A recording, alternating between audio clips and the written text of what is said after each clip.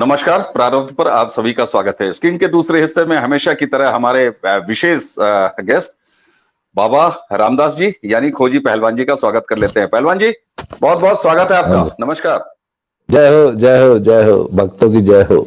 जय श्री राम। दर्शकों, बाबा जी हो, हमारे खोजी पहलवान हो, कुश्ती की बात हर एक दो चर्चाओं के बाद ना हो, ऐसा हो नहीं पाता। तो कुश्ती से एक बार फिर, अच्छा, कुश्ती भी हमें मजबूर कर रही है, बार बार कुछ ना कुछ ऐसा डेवलपमेंट हो जाता है कि हम बात करने पे मजबूर हो जाते हैं। अभी एक बड़ा डेवलपमेंट आया है कुश्ती से। वो ये डेवलपमेंट है कि साक्षी मलिक, जिन्होंने डब्ल्यूएफआई के भूतपूर्व अध्यक्ष ब्रजभूषण शरण सिंह के ऊपर यौन शोषण का आरोप लगाया था, वो मुकदमा उन्होंने वापस ले लिया है, यानी अपनी वो शिकायत उन्होंने वापस ले ली है। अब ये शिकायत वापस हो गई। शोषण हुआ कि नहीं हुआ, शिकायत ही वापस हो गई। बाबा जी, ये क्या है? अब तो शिकायत ही वापस हो गई, यानी कि शोषण हुआ ही नहीं, और नहीं हुआ तो फिर ये झूठी शिकायत क्यों थी? और अगर सही शिकायत थी तो वापस क्यों हो गई? नहीं, वो इनफैक्ट उन्होंने शिकायत वापस नहीं ली है। वो टेक्निकल थोड़ा सा पैच है उसमें। आज 1 सितंबर था तो आज तारीख थी कोर्ट में। रोज एवेन्यू करके जो सत्य न्यायालय है दिल्ली में, वहां पे वो उसका आज तारीख लगी थी। तो उस पे साक्षी मलिक के वकील ने ये कहा है कि मेरी कंप्लेंट पे आगे चार्जेस न लगाए जाएं, मतलब आरोप न लगाए जाएं। इसका मतलब ये होता है कि शायद कोई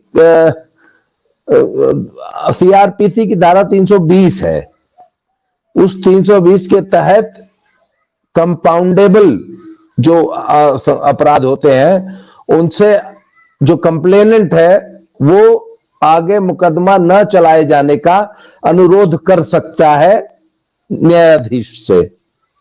वो ये कह सकता है कि हमारा out of the court settlement हो गया है, समझौता हो गया है। उसमें विभिन्न जो है वो रास्ते हैं। तो उसी एक एग्जैक्टली कंप्लेंट वापस नहीं ली है, परंतु उनके वकील ने जज के सामने ये एफिडेविट दिया है कि उन आरोपों पर चार्जेस न लगाए जाए, अर्थात आरोप न लगाए जाए। आरोप तय तो हो चुके हैं, परंतु अब आगे उन पे आरोप न लगाए जाए। ये एक तरह से होस्टाइल होना ही है।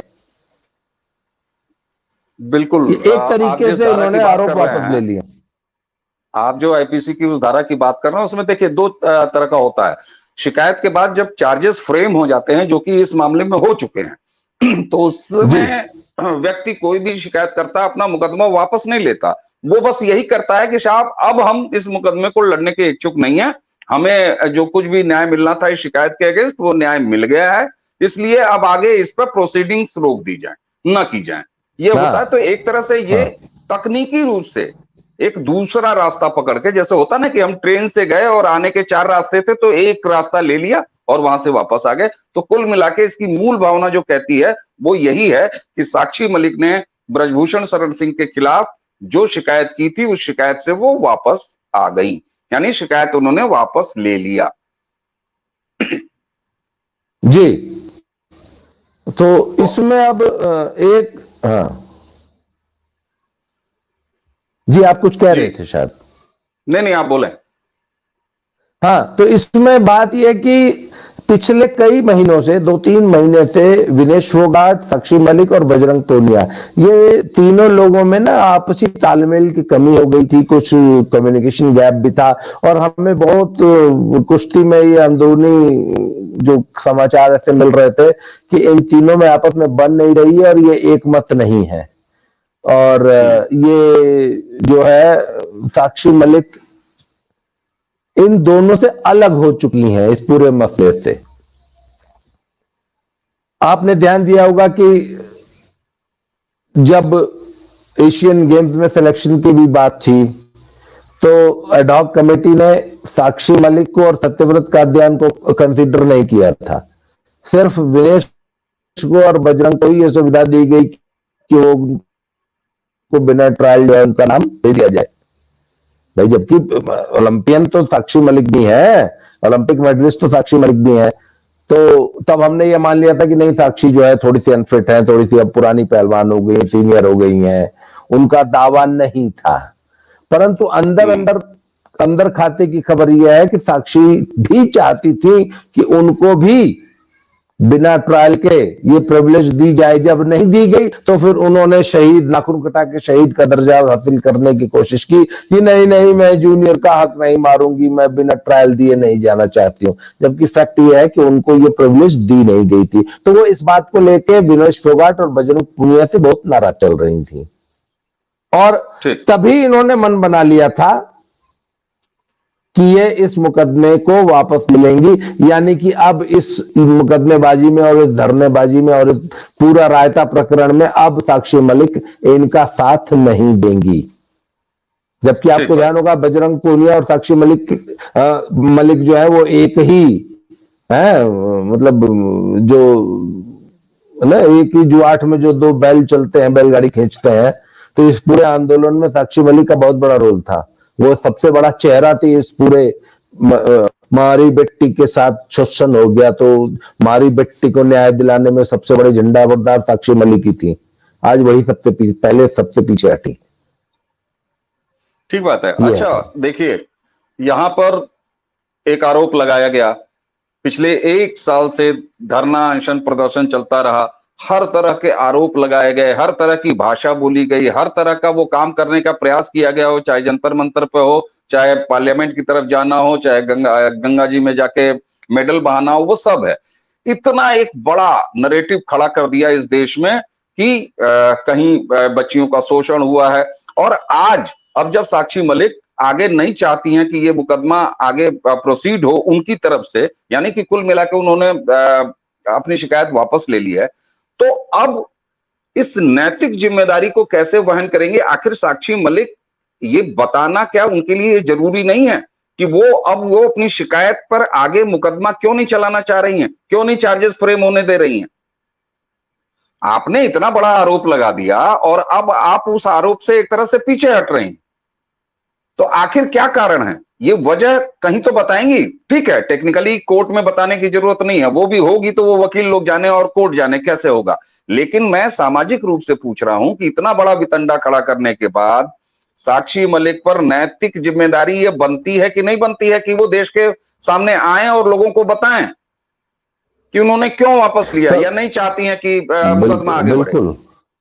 बिल्कुल, इस बात को तो पूरा समाज पूछेगा, पूरा हरियाणा पूछेगा, पूरा देश पूछेगा, पूरा कुश्ती जगत पूछेगा। वो 1000 बेटियां पूछेंगी जिनके ऊपर लांछन लगाया गया था कि 1000 बेटियों को जो है वो कुश्ती संघ के अध्यक्ष ने जो है जो शोषण किया है।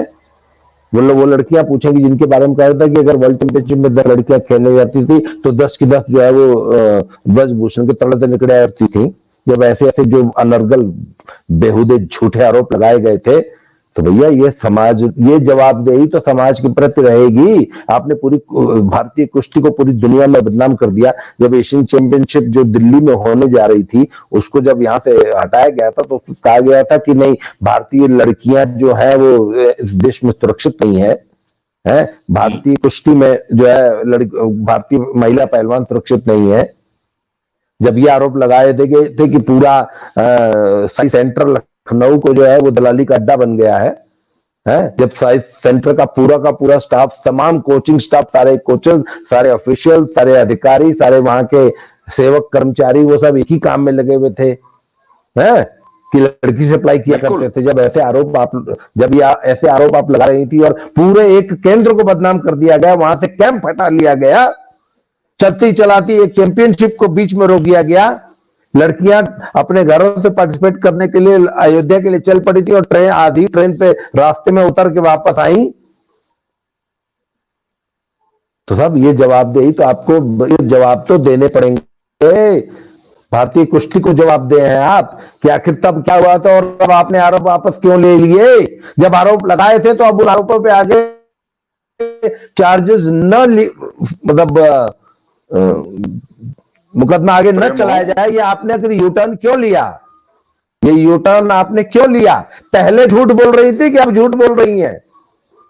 यदि सचमुच ऐसे अपराध हुए थे, यदि इस प्रकार के जो मारी बेटे का यौन शोषण हुआ था, तो आखिर चार्जेस क्यों न लगाए जाए?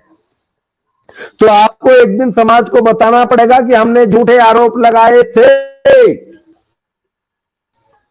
इसलिए हम अपने आरोप वापस ले रहे हैं, क्योंकि हमारे पास एक भी सबूत नहीं है,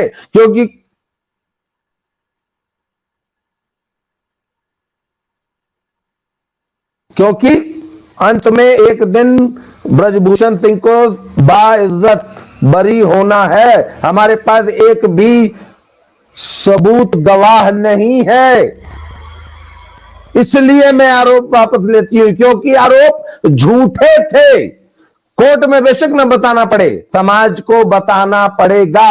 और मैं, मेरे जैसे हजारों लोग जो पिछले 8 महीने से लगातार यही बात कहते आ रहे हैं कि ये धर्म की लड़ाई है, हम धर्म के साथ खड़े हैं, हम सच्चाई के साथ खड़े हैं, हम उस आदमी के साथ खड़े हैं जिसने तन मन धन से, निस्वार्थ भाव से, निर्विकार भाव से कुष्ठी की सेवा की, और उसको हमने ये सिला दिया कि उस पे ऐसे झूठे, गंदे, घिनौने आरोप लगाए। जिस व्यक्ति ने एक पिता की तरह, एक बाप की तरह इन भारतीय पहलवानों को पाला, भारतीय कुश्ती में इन पहलवानों ने अपने पिता स्वरूप व्यक्ति पर इतने घिनौने, इतने गंदे, इतने झूठे आरोप लगाए। ये जवाब तो समाज को देना पड़ेगा, नहीं बच सकते आप। ये बिल्कुल ठीक बात है, और इसीलिए मैंने ये पूछा कि आप भले कोर्ट को ये बताएं न बताएं, ये आपके लिए जरूरी हो ना हो, लेकिन नैतिक जिम्मेदारी तो आपकी बनती है। अब यहां पर पहलवान जी एक बात ये आती है कि देखिए, कुल 6 शिकायतें थी, उसमें से साक्षी मलिक ने यूटर्न ले लिया, शिकायत वापस कर ली। अब अगर वो ये कह रही हैं कि उसी तरह के शोषण के आरोप उनकी शिकायत में भी थे, तो उनके वापस लेने के बाद अब जो बाकी 5 शिकायतें हैं, जिसमें विनेश फोगाट की भी शिकायत है। अब बजरंग पूनिया ने तो मेरे ख्याल से शोषण की शिकायत नहीं कराई होगी, मेरे मुंह से निकल गया। बहरहाल आज के जमाने में खैर ये भी संभव है कि बजरंग पूनिया भी आरोप लगा दें कि हमारा शोषण हुआ था। लेकिन अब बाकी शिकायतों पर क्या असर पड़ेगा मुकदमे में? साक्षी मलिक जब उन्हीं आधार पर अपनी शिकायत वापस ले रही हैं, तो बाकी के शिकायतों का अब कोई मतलब रह गया? कुल मिला के मैं ये पूछना चाहता हूं कि मुकदमे का, शोषण के उस तमाम शिकायतों का अब कोर्ट में कोई मतलब रह गया?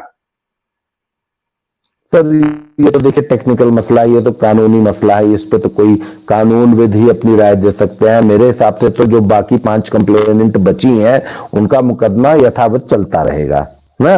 वो क्रॉस क्वेश्चनिंग में जब सबूत पेश कर रही होंगी, जिरा बहस होगी, जब 7 सवाल पूछेंगे तब वो जवाब देंगी।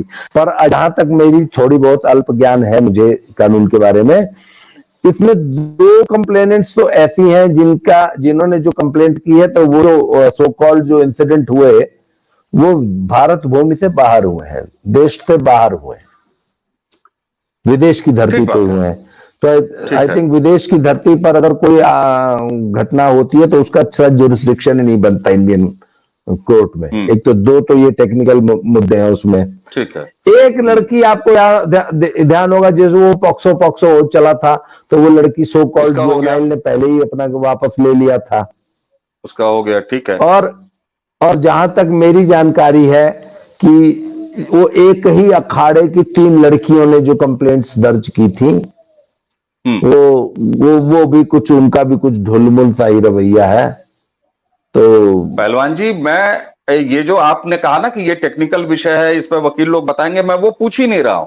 मैं जो ये पूछ रहा हूं कि जिस आधार पर, जिस तरीके से साक्षी मलिक ने अपनी शिकायत जब वापस ले ली, वही 6 शिकायतकर्ताओं में से एक शिकायतकर्ता किसी आरोपी के खिलाफ अपनी शिकायत जब वापस ले लेती है, तो बाकी की जो शिकायतें हैं उसका कुछ आधार बना।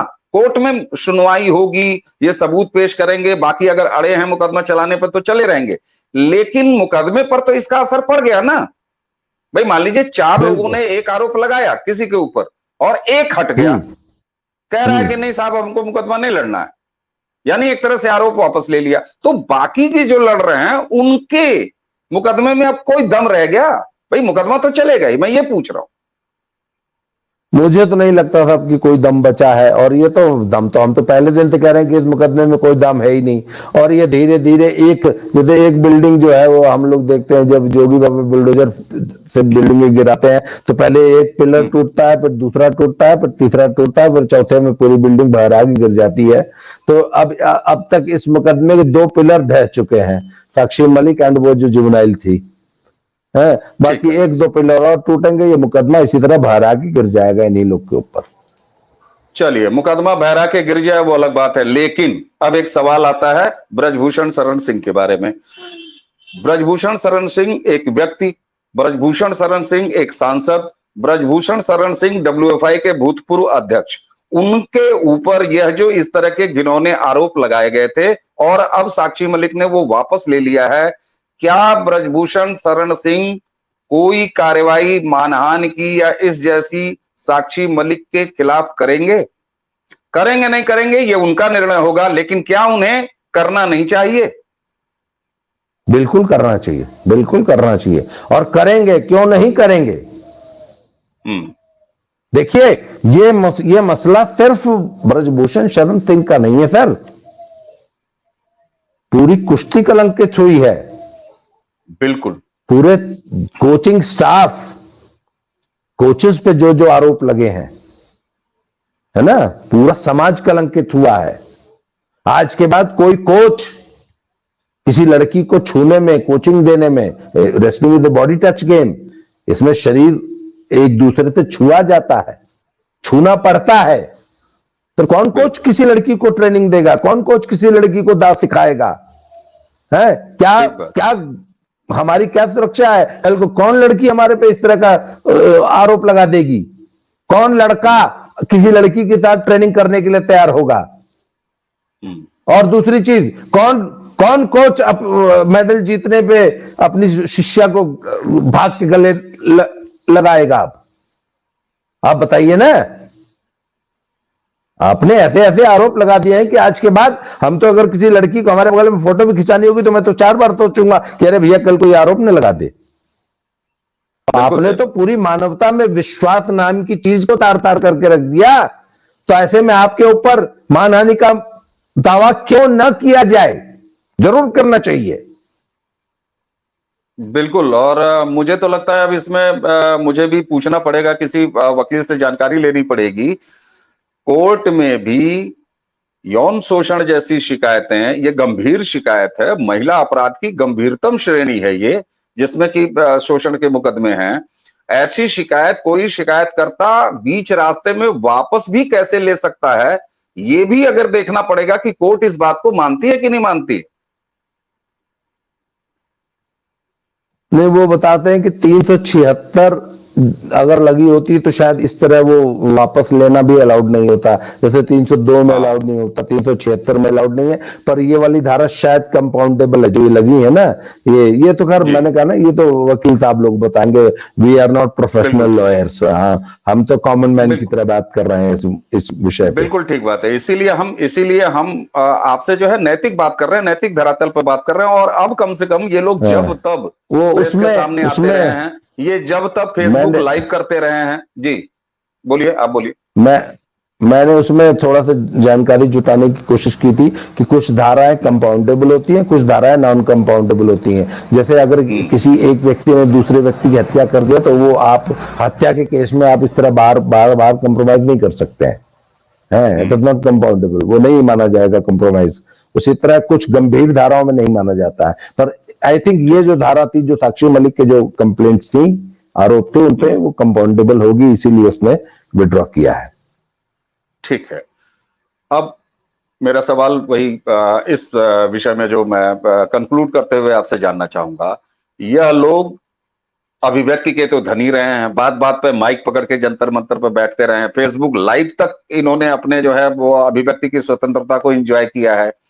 क्या साक्षी मलिक को अब एक वीडियो लेकर आते हुए उन्होंने ये क्यों किया, इसकी वजह बतानी नहीं चाहिए? और उसके साथ ही साथ विनेश फोगाट और बजरंग पूनिया को भी इस मामले में अब एक सार्वजनिक बयान देना नहीं चाहिए, अपना पक्ष नहीं रखना चाहिए?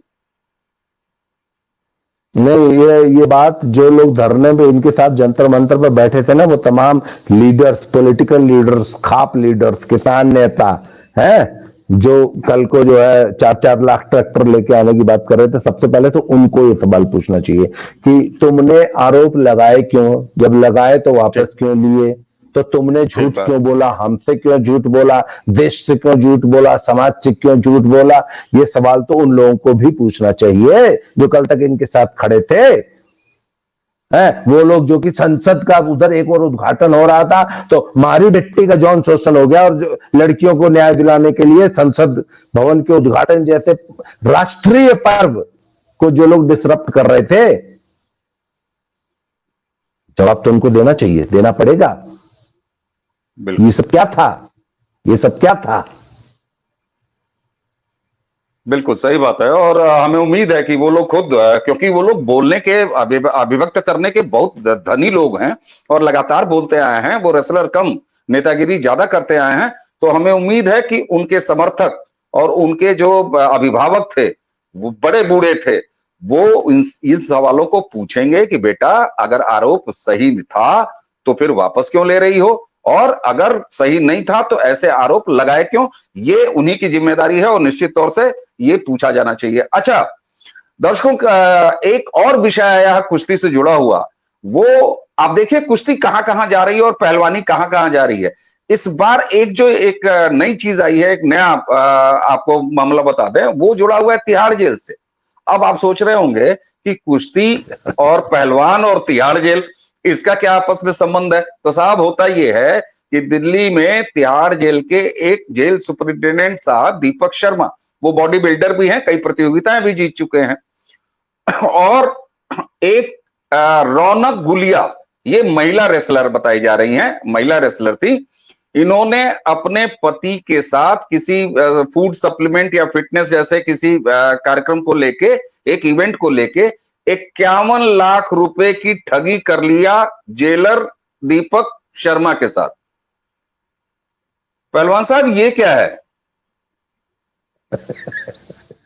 वो रौनक गुलिया जो है वो एक स्टेट लेवल की कोई वो पहलवान रही है, और वो अखाड़े में उसने कम करतब दिखाए हैं। सोशल मीडिया पे ज्यादा वो सक्रिय रही है, रील बनाती है, शॉर्ट्स बनाती है, और एक्सरसाइज करते हुए जिम में जो है बहुत छोटे बड़े टाइट कपड़े पहन के, बड़ा मतलब है ना, बड़ा मनमोहक से नई पीढ़ी को इम्प्रेस करने वाले, इंस्टाग्राम पे डालने वाली रीलें बनाती है। तो और अच्छा, ऐसे ही लोगों को फिर ये जो टीवी के जो रियलिटी शोज होते हैं ना, वो ऐसे ही लोगों को ज्यादा इनवाइट करते हैं। अच्छा, अब चाहे वो कई दिन उसने पहलवानी की ये नहीं मालूम, पर बहुत टाइट कपड़े पहन के, बहुत छोटे कपड़े पहन के शरीर बनाने वाली और शरीर दिखाने वाली वीडियो तो बनाती है, और कहने को पहलवान है यह है। तो उनके पति हैं वो शायद अंकित गुलिया से कुछ करके कोई नाम है। तो इन्होंने बताया कि जिम में, अच्छा ये श्रीमान जी तो जो जेलर साहब है, ये भी जो है बॉडी बिल्डर है। तो किसी वही रियलिटी शो में ये दोनों, ये पहलवान और वो बॉडी बिल्डर दोनों एक साथ थे, तो पहलवान ने इनको रिझा लिया कि मेरा पति और मैं मिलके सप्लीमेंट्स का कोई बहुत तगड़ा बिजनेस करते हैं, उसमें 15% महीने का रिटर्न इनको बॉडी बिल्डर साहब को देने का वादा किया, ऐसा उन्होंने आरोप लगाया है। अब 15% महीने का रिटर्न कितनी बड़ी चीज हो, क्या बताइए। है, जब आपको मैं किसी आपकी लगाई हुई रकम पे 15% का रिटर्न, 51 लाख रुपए पे 15% का रिटर्न कितना हो गया? अरे सब 7 लाख रुपए का महीना हो गया है। तो ने जो है दे दिया पैसा। अब 15% का रिटर्न आता है क्या, वो पैसा उधर डूब गया, तो पति पत्नी पैसा खा गए। तो उन्होंने कंप्लेंट कर दी, दिल्ली पुलिस में एफआईआर दर्ज कर दी। तो इन्होंने जो है पहलवान साहिबा ने जो है, कल बताते हैं 1-2 दिन पहले जो अपनी कलाई की नस काट ली थी, फिर भर्ती हो गई थी, बेहोश हो गई थी, फिर यह हो गया, फिर बयान देती फिर रही है कि नहीं नहीं ऐसा कुछ नहीं था। पर उसने तो 51 लाख रुपया जमा कर रखा, उसके बाद उसकी रसीदें अप्रूव है, उसने बकायदा FIR दर्ज किया है, मुकदमा दर्ज कराया है। इधर ये बोल रहे हैं कि मेरा तो मेरे पति से तलाक हो गया है, तलाक हो गया, छुट्टी छुड़ैया हो गया, जो भी हो गया। मतलब 51 लाख लेके वो भूतपूर्व पति साहब भाग गए। नहीं, अब जो भी भाग गए, पर कारण यह है कि ये जो ना नसोस काट के अस्पताल में भर्ती है, वो बेचारा 51 लाख रुपया देख रोत, तो यही है प्रकरण। बाकी ये इस प्रकार के जो गंदे एलिमेंट हैं, कहला तो रहे हैं पहलवान, पहलवानी के नाम पे बिल तो फट ही रहा है, बिल्कुल है, पर ये शो और मतलब अच्छा होता पता है कि समाज में एक बड़ी विडंबना है, ये कोई भी जरा शरीर से तगड़ा हो, मोटा तगड़ा हो, थोड़ा अच्छे मसल हो, तो हर आदमी मैं पहलवान जरा साइड हो, है, तो ये वो वाले पहलवान है। एक्चुअल जो मैच पे जो रेसलर है, ये वो नहीं है, ये शरीर से तगड़े दिखने वाले पहलवान लोगों का किस्सा है, इसका रेसलिंग से कोई मतलब नहीं है। बिल्कुल ठीक बात है। चलिए, और इसका रेसलिंग से कोई मतलब नहीं है, ये एक अलग इशू है। खैर, चूंकि कुश्ती से जुड़ा हुआ था और मेरे जैसा व्यक्ति जो पहलवानी को उतने नजदीक से नहीं जानता है, वो तो पिछले 1 महीने में मैं आपसे चर्चाएं करने के बाद मुझे भी लगता है कि मैं भी अब ठीक ठाक पहलवान जानने लगा हूं। मैं तो WFI भी नहीं जानता था कि WFI कोई संस्था है। हम ये जानते थे कि पहलवान हमारे इस देश में खेलते हैं, इतना ज्यादा तकनीकी पक्ष मुझे भी नहीं पता था। लेकिन जहां कुश्ती है, जहां एक्चुअल पहलवान हैं, जहां मैट वाले पहलवान हैं, और वो कभी जंतर मंतर, कभी अदालतों पर और कभी झूठे मुकदमे लेके इस तरीके से एक बार शिकायत करना और दूसरी बार शिकायत वापस लेना, ये नैतिक सवाल इन धारणाजीवी पहलवानों के ऊपर निश्चित रूप से खड़ा रहेगा। अगर आप कुछ कंक्लूड करें इसमें। हाँ, एक मैं आपको और सूचना दे दूं, वो बजरंग पूनिया ने बहुत बड़ा एक वितंडावाद खड़ा किया था ना कि मैं जाऊंगा फिर से विदेश ट्रेनिंग लेने। पिछली बार जब विदेश ट्रेनिंग लेने गए थे तो कैंप छोड़ के बीच में भाग आए थे वापस WFI का चुनाव लड़वाने के लिए। इस बार जब वर्ल्ड चैंपियनशिप की ट्रायल आई तो बोले कि नहीं, मैं तो विदेश ट्रेनिंग करने जा रहा हूं, मैं नहीं दूंगा ट्रायल। तो स्पोर्ट्स अथॉरिटी ऑफ इंडिया ने इनसे एक सर्टिफिकेट, फिजिकल फिटनेस का सर्टिफिकेट दो या वर्ल्ड चैंपियनशिप की ट्रायल लड़ो। तो ये पता नहीं कहां से एक फर्जी फिटनेस का सर्टिफिकेट बनवा लाए थे। अच्छा, उसके बाद खैर नानुकुर करते हुए, हालांकि साई की तो इनसे मिली भगत है, तो साई ने इनका विदेशी दौरा जो है 35 दिन का एक कैंप अप्रूव कर दिया था। फिर वर्ल्ड चैंपियनशिप की ट्रायल निकल गई, अब ये श्रीमान जी उस कैंप में भी नहीं गए। वो जो 35 दिन का टॉप के, एक मिनट, अब आप पूछेंगे क्यों नहीं गए? जब इतना वितंडा फैला के कैंप अप्रूव कराए, एक फर्जी फिटनेस का सर्टिफिकेट दिए, इसके बावजूद उस कैंप में नहीं गए। क्यों? क्योंकि फेडरेशन का चुनाव तो अभी स्थगित हुआ है, हो सकता है 1 हफ्ते बाद फिर डेट आ जाए, फिर भाग के आना पड़ेगा। इसलिए उनका ज्यादा फोकस WFI के चुनाव पे है, पहलवानी पे फोकस नहीं है, ट्रेनिंग पे फोकस नहीं है, कोचिंग कैंप पे फोकस नहीं है। मैं ये बताना चाहता हूं आपके दर्शकों को। बिल्कुल बिल्कुल, और वो साफ दिखाई दे रहा है, और ये कुछ दिनों से नहीं दिखाई दे रहा है, बल्कि ये जंतर मंतर पर जब साल भर हो गया, वहां से ये लगातार सिलसिला चल रहा है, और अब तो अदालत के सामने भी ये चीजें आने लगी हैं। संभवतः हमें उम्मीद की जानी चाहिए कि जो लोग इनके समर्थक थे, जो लोग इनको प्रश्रय दे रहे थे, जो लोग इनके साथ नारे लगा रहे थे, वो ये सवाल साक्षी मलिक, बजरंग पूनिया और विनेश फोगाट से जरूर पूछेंगे कि अगर आपकी शिकायत जेन्युइन थी तो साक्षी मलिक ने आप उस पर यू टर्न क्यों लिया है और बाकी लोगों के मुकदमे कमजोर क्यों किए हैं। ये भी आरोप साक्षी मलिक पर लगना चाहिए, अगर तब तक जब तक कि बाकी लोग अपने मुकदमे वापस नहीं लेते हैं या वो लोग भी इसी तरह यू टर्न नहीं लेते हैं। पहलवान जी, आपने हमें इस विषय पर समय दिया, आपका बहुत बहुत धन्यवाद। दर्शकों को धन्यवाद देते हुए इसी के साथ प्रणाम करते हैं। नमस्कार।